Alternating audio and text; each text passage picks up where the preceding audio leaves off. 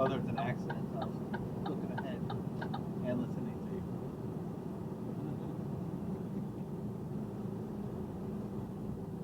to you. Yeah, that's crazy. And so does he not have to write anything down for that house, or he just?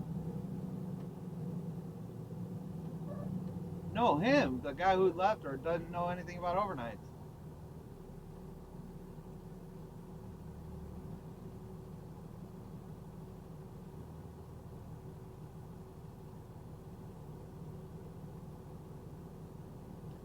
Oh.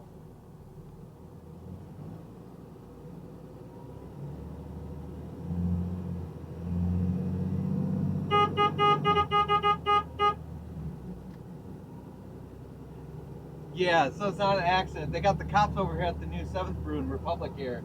And apparently they built it wrong because it's doing like they do on Sunshine with the Chick-fil-A traffic out in the road.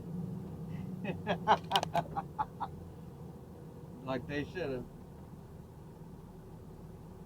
Yeah, they've been having the girls out there. What's funny is I was talking to Tim last time, and girls were talking like they are now. And when I beeped, they were started jumping up and down. It was pretty funny.